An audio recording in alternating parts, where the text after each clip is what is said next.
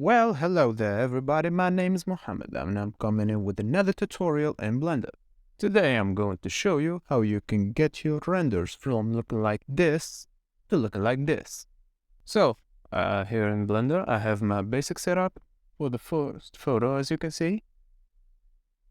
So I'm going to use this as a demonstration for the most common problems or mistakes that I see beginners do. So, the first mistake I see everyone doing is that they leave the world strength in the default. If you don't have an HDRI, if you're not going to actually use it, turn it to 0. Why, you may ask me? Look at the shadows closely. See how they are blends? Now, if we turn on the world, see they look just a little sharper. I mean, these tiny details, they are just, I think they are good habits to get into, especially if you make detailed models. This is going to really help. The second thing that a lot of people do wrong is they add one light and they add it like this, facing the same angle as the camera. No, this is a big mistake. First of all, there is the overhead lights. Of course, you can add multiple lights behind the camera, but the main light should not be behind it. It's either on top of the object or behind it. Just like that, so it adds this kind of reflection and it separates it from the rest of the scene. Just like here, as you can see. So please do not make the light behind the camera. So this is it for the most common problems that I see beginners do. And here's how I fix them. So I have the improved setup here. As you can see, the results are way better. I mean, it's basically incomparable. So first thing that I've did is that I'm adding a lot of lights. There is not a single light that's dominating the scene in particular, but I have this light, which gives me the light here, these reflections, and also highlights the face of the object. I have this light here, which gives me the reflection here. I have this light here, which casts into the background of the object. This is really important to draw attention to the main object. As we are going to see later on, I'm going to make a pretty distracting design, so I want the main focus to be on the object. Another light I have added is this one. This adds a reflection here. Here, as you can see, this light here. This reflection on the apple. So the moral of the story is, please use a lot of lights. Okay, like we are in Blender, you're not gonna pay for them. So if you want to set up some good lighting setups that actually look good, you're gonna need, first of all, one light that's going to cast into the face. So, we are not looking at some blends. Just like that. As you can see, the face is really dark. You want to add in multiple lights, especially from behind the object. I mean, look, this, if we take it off, look at how bland this looks. It looks just way better with it. If you watched my last reel that I made, I'm going to put on the link. You may notice that I emphasize so much on lighting from behind the object, not from behind the camera. This is really important because it gives it a lot of depth. So, as you can see, this is the light that, just like I said, it gives the reflections on the apple and some kind of separation between the object and the apple. Also, make sure that you take care of the backdrop. Please don't make all of these boring backdrops. Make it a little bit more interesting. And also, if you don't want to use lights, this is what I've done to play with it. Sometimes it can mess with your reflections.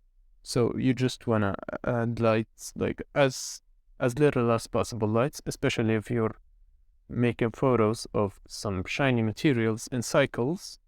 Anyway, I don't think it matters a lot. They're gonna look shit anyways. So, this is what I've done. This is like very simple white material with the roughness all the way down.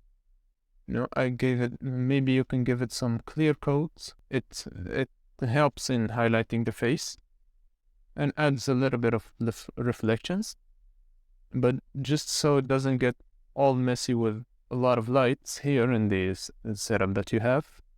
Make sure that you use as little lights as possible while also not being too frugal that it looks bad. So, find the sweet spot in between. Aside from lighting, make sure that the composition is good. So, what kind of shot you want to do? Maybe you want to do a hero shot just like I did, where the object is simply the center of attraction.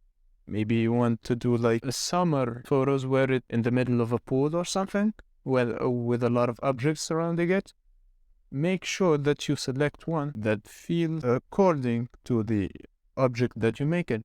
For example, if I am making a hero shot of a jewelry, as you can see in the example that I'm showing you now, it's not going to look as vibrant. It's not going to look as shiny. I want to focus more on the details because it has a classy feeling. But here, in this render, we have more like a playful, it's more of childish sense. So please, the composition is important. The colors are important as well. Like, let's see. For example, I'm going to change this to a blue one. It might look good for some people, but look how much this works better. The red, the yellow. I mean, at first I made it with the yellow, but then I decided that orange is better. Look, for example, if I make a green, it's not gonna look the same because we don't have a color palette. So make sure that you study color, make sure that you study lighting, and make sure that you study the product that you are going to shoot. This is really important. Don't just focus on the side of, am I good at Blender enough or not? You may be good enough at Blender, but you are not conducting the feeling that you want to conduct to the client. So this takes you a long way. Now that we covered the most important stuff in Blender, I'm going now to go into Gimp. I will show you what I have done in post-production because it's really important. A lot of people underestimate it. So, after I've done all the work that I need to do in Blender, I am into Gimp. Please, if you can use Photoshop, use it. I only use Gimp because it's free. Because the work in Photoshop is much more procedural and the work in Gimp is way more destructive. As you can see, this is why I have a lot of backup photos. In case I want to make any edits, I would have to make all the changes again. And without further ado, I'll go through what I've done. So, first of all, I have the original image here. Just rendered it. Added no modifications here. This, I've just cranked up some contrast to start working with it. You can do that. You can skip it and add the contrast later. Both can work. So, what I have done here, this is the splashing effect. But as you can see, it is not like as shiny here. And that because I have this, which is like, I simply went and selected the pixels from here and painted all over them with white and just kept masking. Also, I changed the blending mode to edition because if I did not and I just made it as normal, you will see it is like it doesn't look as realistic, while here it actually looks like a highlight rather than a painted white. So after that, I added a splash of water effect. So as you may have noticed, if I move it, there is a black background. But if I leave it still, there is not a black background.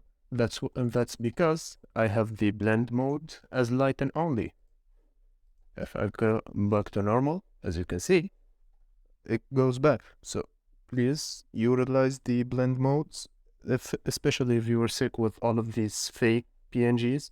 This will help you a lot. If you want a quick explanation of what the blend modes are, here in Gimp. So basically, these take off the bright pixels, and these take on the dark pixels. So if I say darken only, as you can see, it only uses the dark pixels, which is the opposite of what I want. And if I go lighten only, it takes on the bright pixels, which is what I'm looking for. So make sure you experiment with them, because a lot of difference is made with them. It can make a world of difference just by learning these. They are so simple to use. Now this is just manually painted highlight. This is just a simple like white paint. I just changed the blend mode into addition. So that it blends in more with the objects, let's say. And this is just the image, but I have lowered the exposure. What I've done is go into colors and lower the exposure, which will keep the main colors and just make them darker. You can use curves for that, or I don't advise that, because it will only lighten up or darken up certain pixels instead of others, while this darkens everything and don't reduce the lightness because it wastes the color. See how it just becomes way more bland? So take this into note. Make sure that you are using the exposure more. It's a lifesaver. So what I've done next is that I've made a new from visible. Just go ahead, new from visible, and that's it. Because as I said, the work in Gimp is so destructive. I cannot make like effect masks, or what you call this in Photoshop. No, I have to make the image again, add the effect, and then mask out the places that I want the effect to be in. This is why it's so destructive, which is exactly what I've done here. So this is the blurring. I just go into the filters and blur it. Just mask this out, just so we add in more focus to the main object. And just to add in more focus, I just painted this black and then took the layer mask, and surrounded it. Also changed the mode to soft light so it blends in even more. I don't want it to be like complete black. No, I just want to be subtle blackness. I could have like just reduced the opacity. It can work, but I found this to work a lot better, so I just went with it. After that, all I have done is just add in some contrast, saturation, all this kind of stuff, the basic things. You can change some colors, you can make some colors more saturated than others. This is why I always say, make sure that you learn post-production. At this point, it's not just post-production, it's the second step of production, you know? It gets so much job done. So please, just learn post-production. Don't waste a lot of potential by not knowing it. So, this is gonna be it for the video. I hope you enjoyed. We went about how you can improve your renders. It doesn't take so much skill. So, if you enjoyed the video, make sure you like and subscribe. Also, I have an Instagram. You can check that out. I'm more active there than YouTube. Other than that, see you later and have a good day.